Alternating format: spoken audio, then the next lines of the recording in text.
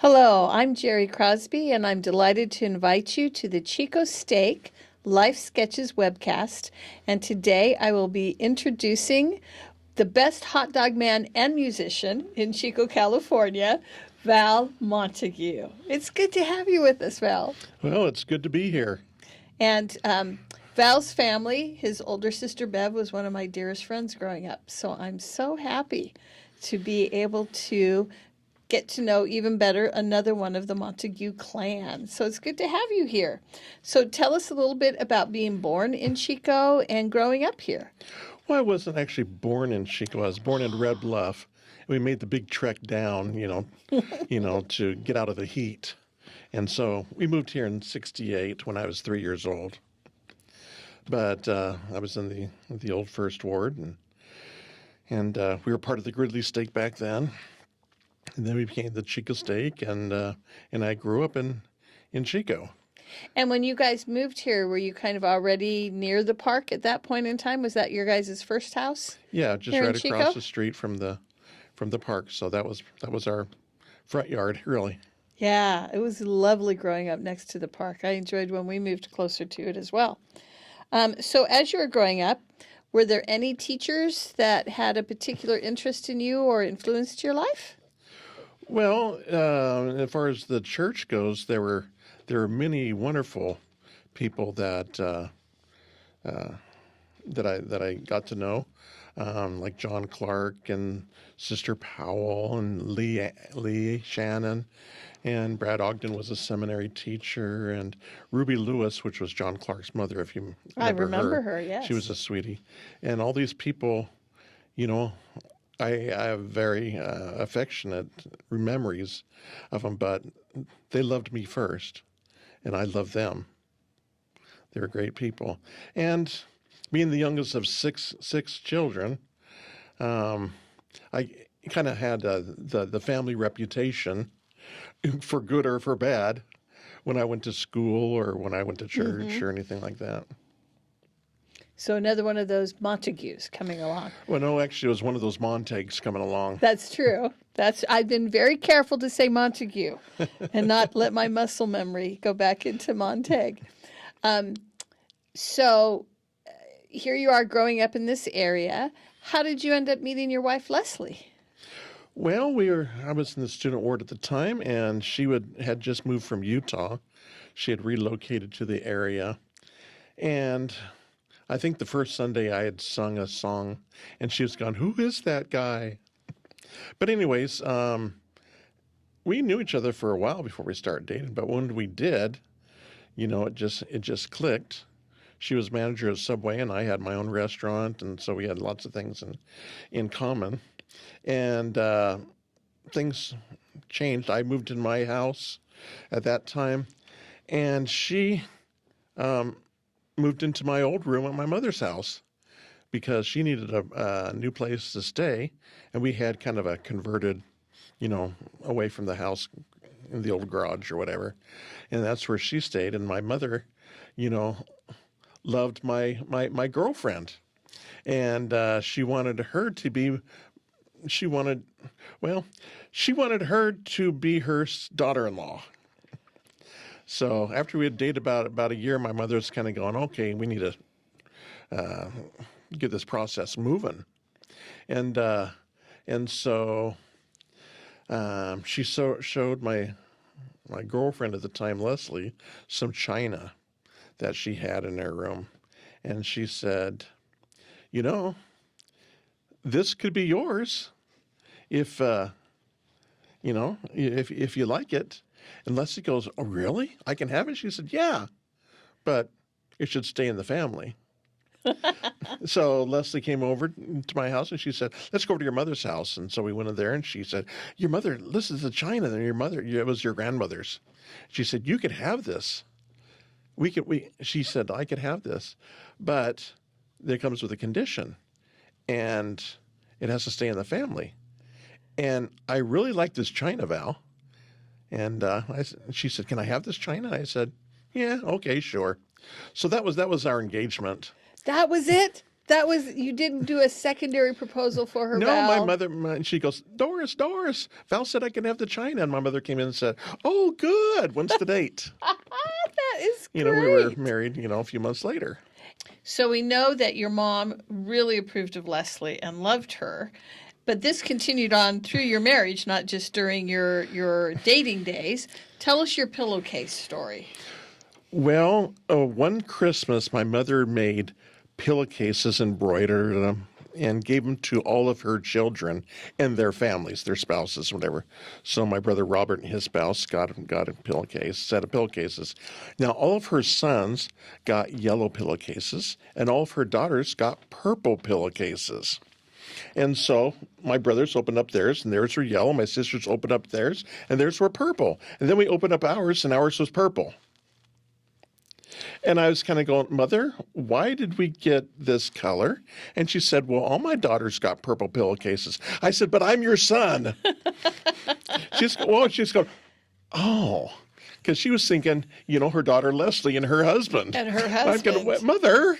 Very, very funny. I like that. So she became the daughter, and you kind of became the son-in-law to your own mother. Yeah, she approved. I mean, she was the one that, instead of saying, will you marry me? My mother said, will you be my daughter-in-law, basically. Yep. Well, I can see that they are actually a lot alike. I could see them as being spiritual sisters up in heaven. You were probably snookered before you even knew it. Yeah, probably. And I did not realize that you had now was it Zot's that you had as your original restaurant? How old were you when you first opened that? I was 22. Wow, Val, that's incredible. And I was 22 years old, still wet behind the ears, still thought that, the government and everything is on your side, and you worked in peaceful harmony and everything. I was a little confused at the time, so it was a good learning experience, and it was a good fit for me because it gave me opportunities, because I was my own boss of for the next 30 years. I did it for a total of 35 years. Yeah, everybody knows you got to go to Zot's for hot dogs. That was the place in downtown Chico. Yeah, I love hot dogs, and they're my first love, and I still eat them. You think you'd get sick of them, but nah, I have one every day. No, I'm with you. I like hot dogs and barbecued ribs. Now, so we're going to come back to your singing because that's such an important part of your life. But one of the big challenges in your life is that you've had multiple bouts with cancer. How have you managed to keep your faith and remain strong and hopeful through those processes?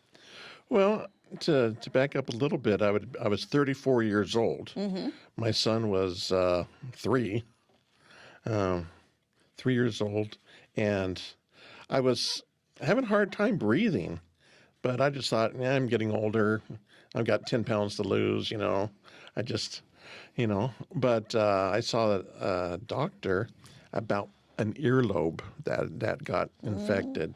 And he says, well, I'm more concerned about your breathing, I said, yeah, I probably have asthma or something. He said, no, he checked me out and says, how long have you had this lump in your throat?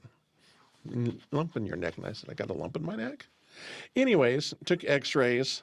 He said, I have an appointment with you tomorrow morning, first thing in the morning, with an ear, nose, and throat specialist. Don't be late. I'm kind of going, well, that's awfully fast.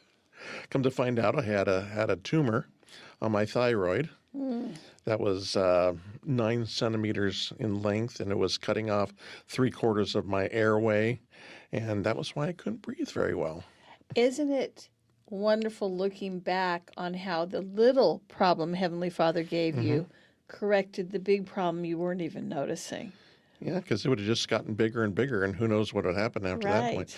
But I did have it removed, but in the process, the nerve to the vocal cords was embedded on the tumor, and in doing so, they had to very carefully separate it, which bruised the nerve to the vocal cords and left me mute. I couldn't make a sound other than a whisper for a certain amount of time, and my doctor said it could take about a year for it to come back. And you were raising 6 kids without a voice. We had 6 kids. And so my wife did all the yelling. I just sat back and read the newspaper. But yeah, we had 6 kids and not able to speak. So, but my mother was on her mission at the time. She did a family history mission. And she put my name in the temple every week. And being a downtown merchant, I had lots of customers and friends and stuff that, we'll pray for you, we'll pray for you. You know, I had Muslims, I had Jewish, I had agnostics, and, you know, people from other religions all praying for me. And I said, hey, all prayers make it to heaven. That's right. And so about 3 months into this, I started graveling, just barely, you know, been able to make a sound. And within 3 weeks of that time, I was singing in the choir. In only 3 weeks. 3 weeks, I was singing in the choir, no problem, as good as ever, if not better. So a definite miracle in your life. Absolutely. And like the doctor said, it could take up to a year. And it, you know, and I got my voice back and I got it stronger than ever. That is And then wonderful. I was in remission for 16 years, and come to find out, you know, I started coughing up blood, and come to find out I had lung cancer. Again, affects my breathing, affects your singing. As I say, everything attacking the great love of your life, which is your singing. That's interesting. So walk us through this second cancer. So, you know, my doctor told me that I should go to the hospital and to confirm, you know, the thing. And so my son, James, had just become an elder. And so I had him give me a blessing before I went to the hospital to find out if I truly had cancer. And at that time, he gave me he was young and didn't know exactly what to say, whatever. And I said, just go by the Spirit and just, you know, say what you feel. And in that blessing, he said, you'll be okay. And at that point, all questions, all worries, everything just dissipated. And so to this day, I don't have any worries about having the cancer and everything. And I was in the hospital for a week until they finally got the diagnosis and said, yeah, you got cancer. And I said, yeah, okay. It'll be all right. And it was all right. I had radiation and all that kind of stuff. But never once did I ever have any anxiety over it. Was that the first time your son had given you a blessing? That was the first time he'd given me one, yes. Oh, that is really special. I think it was the first time he ever gave a blessing, actually. Well, and there you go. And the blessing came out the way it was supposed to. That's wonderful. And with that process, with all the radiation and everything, I have virtually no lung capacity in my right lung. Just a second, just the left side. And that's still true now. Yes. Because I've heard you sing. This is not the way you sound. Well, no, but You do great. But there the two things involved that I think were the blessing of that. Number one, I never smoked. Mm-hmm. Never had one cigarette, never tried it or anything.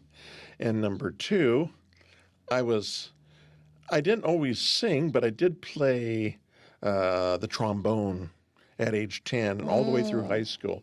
And so it was a good-sized instrument for a little kid. And so I blew in that thing an hour a day or more. And as I was growing, my lungs were growing too, and I think they had great development. So, and then being a senior in high school, I started singing, and then I continued. So my lung development is excellent. And the quality of my lung, I never smoked or anything, the quality of my lung and the development is excellent. And most people can't tell that I have an issue with breathing or... Yeah, I would never have guessed. So basically, one Val lung is worth 2 regular lungs. It could be. I like that. I'm all right with that.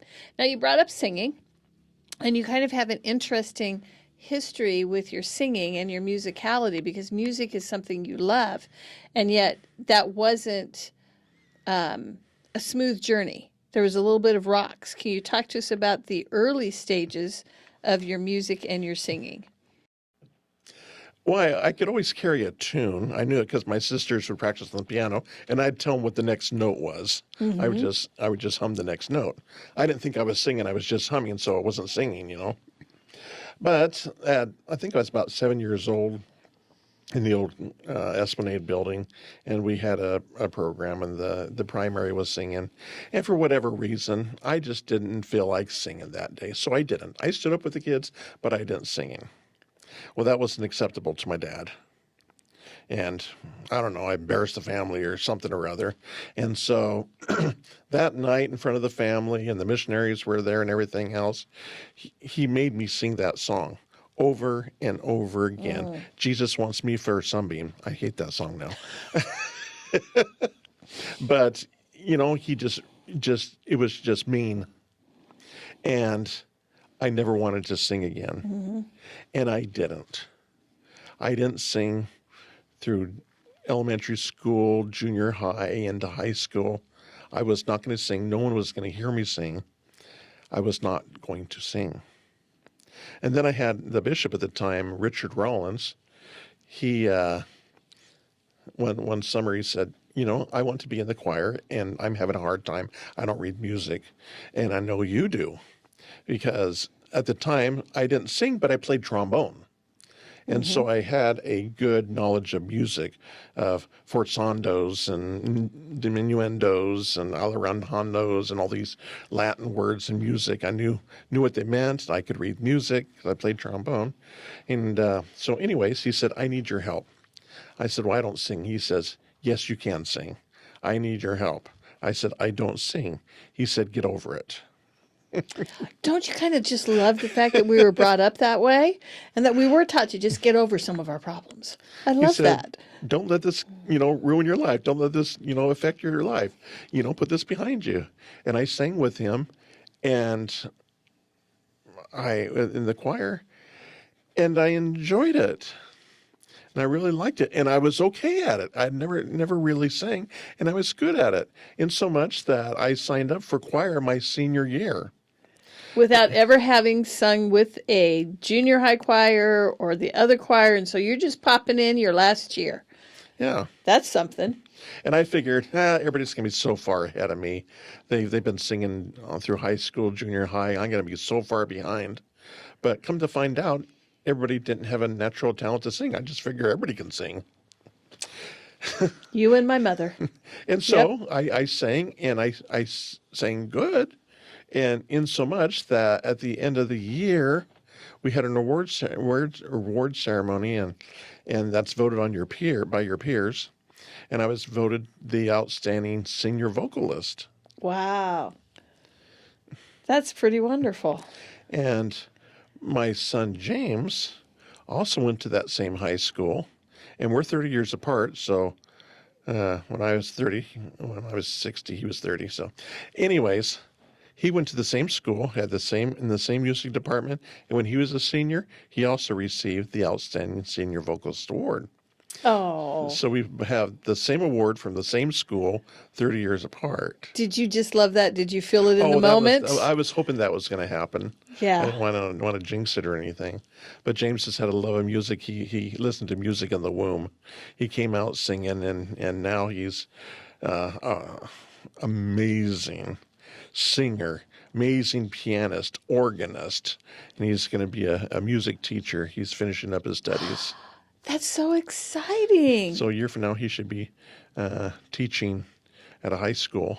That's amazing because And he he just really loves it. does have all of your musical capacity plus some. Oh, I don't even, I pale in comparison to his ability and his talent, and he is amazing. That's good. A father should feel that way.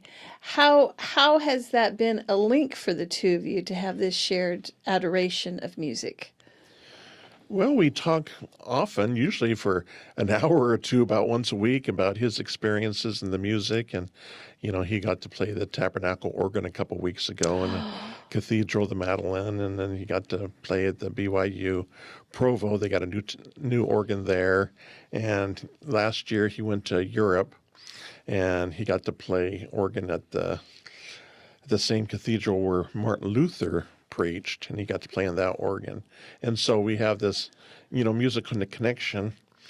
And we talk for hours about music and what he's learning. Because I have no musical studying, other just what I've kind of learned being in band and what, being in choir with other directors and stuff.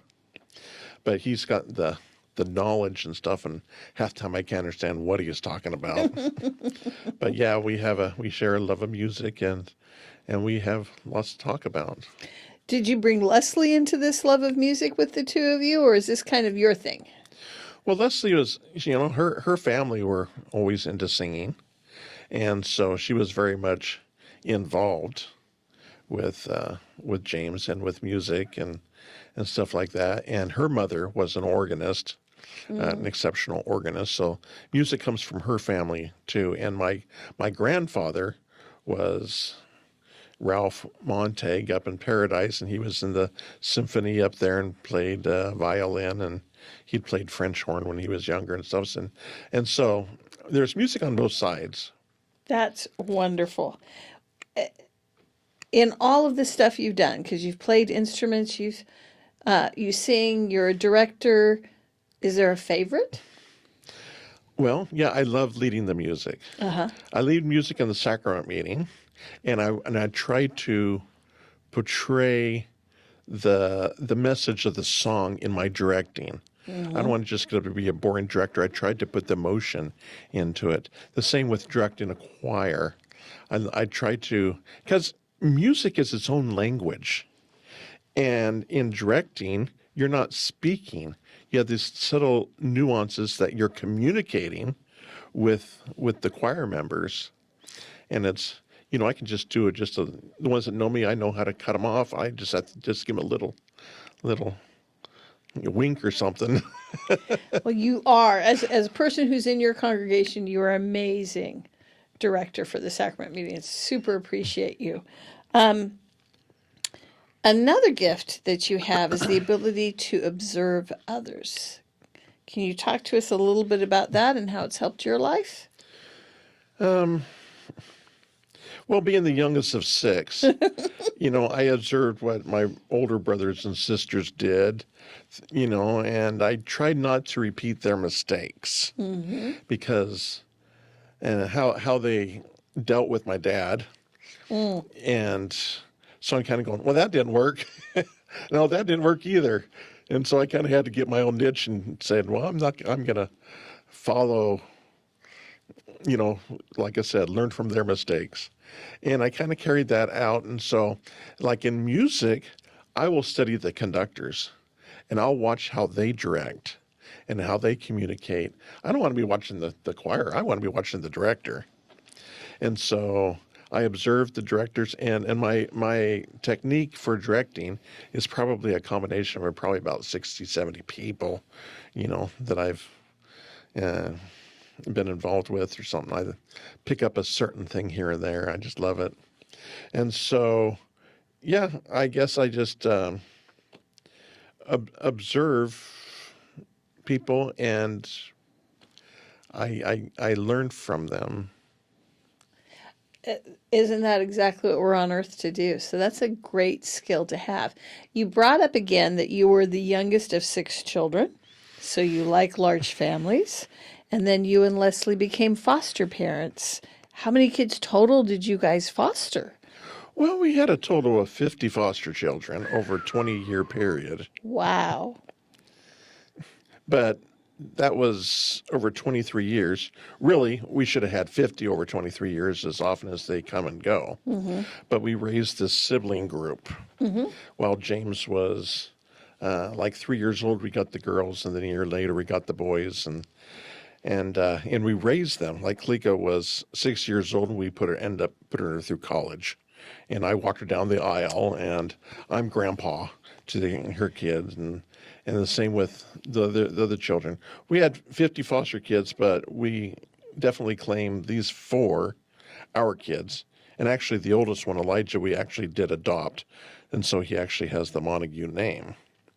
Now, we started foster care before James was born. Mm-hmm.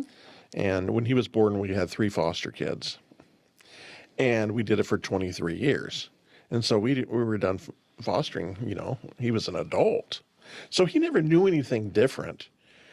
It was normal. Some people say, so how many brothers and sisters you got? He goes, 50. I love that. Because that's what he had. But I mean, that takes a tremendous heart because, well, 2 things I want to look at. One is foster kids come with a whole basket of issues, and I'm not trying to say that about the kids. It's what life has put upon them, and that makes it very hard for children. They often don't know how to deal with it. How did you guys find the patience to reintegrate a child over and over and over again, different kids? Well, every kid is different. Mm-hmm. Even siblings. Each one of the siblings are different. Well, people say, why? Why did you do this? And I said, because we could. It was something that we could do. Like when I was dating, whenever I dated somebody, and seriously, they had to pass the Karen and Brian test, my niece and nephew. If they can, spend an afternoon with them and not, pull their hair out and never talk to me again, I knew they were a keeper. So I knew Leslie was a keeper. And we had worked in the youth choir. The Chico Stake had a youth choir prior to when we were dating. And so we were both leaders in there, and we had a lot of interaction with teenagers, and we were able to mentor a lot of teenagers. And so it was very natural when we were sitting down with the family that we could take in, most of our kids have been teenagers. Mm-hmm. We didn't take in little kids. We got a few little kids here and there, but most of them were teenagers. We dealt well with teenagers. And then coming back to the Fulcher children, mm-hmm. That's the right last name, Fulcher? Yes. Except the Montague? Yes, except for the Montague. And so they're still really in your life, and you still perceive them as your babies. Yes, and they're children. So we have 5 grandchildren from them, 3 that are actually Montagues from Elijah, 1 from Kimber and 1 from Kalika. And both the girls, I walked down the aisle. But there were other foster kids that stayed with us for a number of years, mm-hmm. 2 or 3 years, that were very special to us, that will always be members of the family. And I alluded to this in the Enterprise Record. Back in 2007, mm-hmm. I was a guest columnist for a year, and my very first column was about this boy Jesse that we had. Because we'd had foster kids, and we were kind of going, man, these kids are tough. No more teenagers. So we met this one kid, and the director said, well, he's 12 and a half, so he's not a teenager. So we met him, and I really, really, liked him. And I kind of looked over at Leslie and kind of went, can we keep him? He stayed with us for 2.5 years, and James was like 6 months old, and they played so well together, and Aww. He was his big brother. They would play back and forth, James would have his, pacifier in, and Jesse would go over there and take the pacifier out of his mouth, stick it in his mouth, and James, what? He'd pull it out of his mouth, and they went back and forth several times. It's the cutest thing. I love that. And what about Vance? Vance was a teenager, about 12, 13, so about that same age group. And we only had him for 1 weekend. It was emergency placement. We got him at like 2 o'clock in the morning. His mother was out of town, and he was left in the care of his aunt, and she just beat him, with a belt. He had welts on the side of his face, and oh, dear. And so he needed emergency placement. We had a place. He came over, and he was the nicest kid. I couldn't imagine anybody being mean to him, and we just really bonded, after the weekend and come Monday, his mother had returned, and CPS let him go back to his mother. But in that few days, I really had an affection for him and a concern more than most of the foster kids. And it was a very short period of time. And I always wondered about him, how he was doing. and what had come of him. And I was having dinner at a friend's house, Lori Bowles, most of you know. And she was talking, why are you getting foster care? Is any kids, this and that? I said, well, there's one, Vance, that I really, really cared about, but I've never heard from him since. She goes, Vance? And I go, yeah. She said, what's his last name? And I said, Moody. And she goes, I have a student named Vance Moody. And I said, he would probably be, 43 by now. And she says, yeah, that's the one. And so I reconnected with him, and I said, you probably don't remember me, but I was your foster parent for over a weekend. He says, I was just thinking about that the other day, the situation that brought me into your home. And it was a very low point in his life. And he said, what I learned in those 3-4 days is that no matter what happens to you, there's always someone that'll care about you. There's always someone that will care. And so he very much remembered, and he held on to this for 30 years. That's amazing that Heavenly Father put everything in place for you guys to have that reconnection. That is very, very beautiful. You talked for a moment about the Enterprise record. I had no idea you wrote for the newspaper, but that lasted a little while, did it not? It was for a full year commitment. Uh-huh. It was once a month, and it was called North State Voices. And I talked about growing up in Chico, and all the street names keep on changing, and how to get lost, and things to remember about Chico, about having the park and everything else. But I also talked about two people that really influenced my life. And one was Leonard Doherty, the music teacher at Chico High, and the other one was Owen Bay, the music teacher at PV. Now, at Chico High, Leonard Doherty, he was a very religious man and everything else. And we were having a concert or something. And I said, well, it's my grandfather's, 83rd birthday. And he said, you go to that. There'll be other concerts. You go to that. And you tell your grandfather that you love him and give him a hug. And I'm kind of going, I've never given him a hug, and I've never told him I loved him. Give him And so I did. And that was the last birthday he spent with us. So I learned from one music teacher, more than just music, but life teachings. And I also learned a life teaching from Owen Bay. We were over at the Rollins house and stuff, and they were related to the Bays. I think they were sisters. Sisters, yeah. Sister Bay and Sister Rollins. And the football game was on, BYU and this kind of stuff, and they were really animated. They jump upside down and all this kind of stuff. And at one point, Brother Bay took his son Gary and just kind of, Gary was like tapping him, kind of annoying his dad. And so he went over there and grabbed him and wrestled him down on the ground. And they wrestled for a minute. And then the game was back on, and they stopped. But they're still, turned upside down, and in this position, I'm kind of going, okay, you can separate now. But they loved each other, and this was not something that I understood.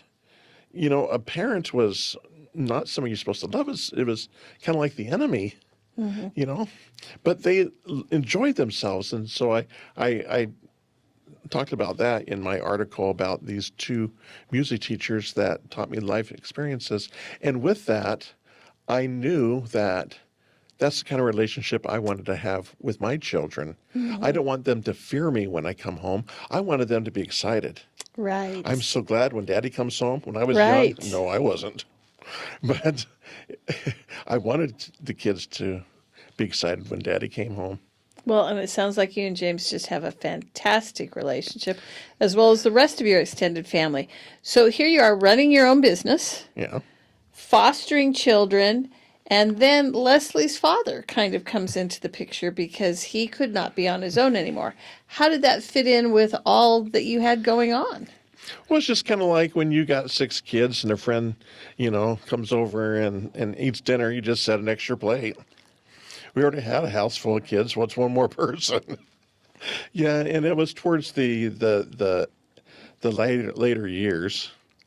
James was probably 16 at the time, and some foster kids. But yeah, he had had a number of strokes, and he couldn't live by himself. And we brought him back here, thinking that he would probably last a year.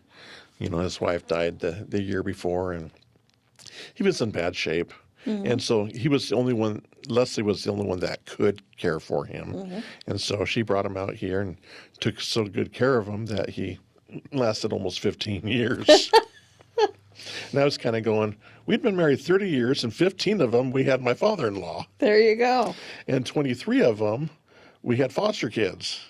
Actually, we still have one that lives at our home. He's like 28 now, but he rents a room. You know, so he left for a year and came back, and it was the only home he ever knew. He'd been in group homes and foster homes, but this is only the real family he had known. Seriously, you and Leslie like have wings. I don't know where you're hiding them, but your angel wings are everywhere. What was it in your life that drove you to be a person who serves others and who just does that without any, I mean, you don't shout it from the rooftops. You don't say to people, come look at what I'm doing. It's just in your core of who you are. I don't even think you understand how extraordinary it is. What makes you want to serve other people the way you do? I don't know. See, that's what I'm saying. It's just your core. It's just who you are. My mother was a social worker, and so she dealt with all the children that were near drownings or hit their head, and vegetables, and the ones that had cancer and leukemia and everything else. And she was always, you know, serving them. So as a social worker, I saw her. My brother Robert, because I was the youngest, so he got into social work. My sister Kathleen became a school teacher. My other sister Sue, a paramedic, you know, and my other sister Bev, she became a nurse. And my brother Vern, yeah, he just made donuts. That's a service, let me tell you. Oh, yeah. That's a service. And so there was a lot of it in our family for some reason. You know, my dad, no, he was a fireman. And he gave good service. And now he may not have been the best dad or whatever, but if your house was on fire, you wanted him. He took it very seriously, and he'd get there before any other fireman, even if he had to come across town. And he'd go in and take the hose and a T-shirt and boots and go in there and put the fire out while everybody else is putting their oxygen mask on. He's got the fire out. Nice. So, you know, I can say, you know, he had flaws, but he was a good worker, and he was serious about, you know, being a firefighter, and there you're also on medical aids and a lot of service there too. I don't know, I guess it was just kind of in us. Yeah, I was going to say, it is core to who you are. I'm just so glad to get to know you better throughout this entire process. Like I said, I've been good friends with some of your older siblings because I'm older than you are. Now we're coming to the end of our interview. You got these 50 kids waiting out there for you and the rest of our viewing audience. What would be your final message for them? Actually 51, because James. There you go. Yeah, 51. 51 kids. So I would say what I've learned and what I've experienced and what I've observed is that opportunities come. They come to everybody. You have to seize them when they come. You take those opportunities, even if you're kind of going, and I've missed out on things because I'd have to take the day off work, or, you know, I would have to travel 100 miles to do this. And I missed out on those experiences because it was inconvenient or it cost me money. But it wouldn't have changed my outcome today financially at all whatsoever. Had I would close the store, if I had closed for a week, it wouldn't have changed anything. Right. But I would have had those experiences. So when the experiences come, take them and make the most of them, because they will come. And you have to recognize them as opportunities also. I concur with you. There are many things I pass by because of work that I now just wish I had taken the opportunity to have that experience in my life. Thank you so much for talking to us, Val, today and allowing everyone to get to know you a little bit better. Thank you for that. It was my pleasure. And I've always enjoyed talking to you and watching you teach and Well, all thank that you. kind of stuff. Thanks.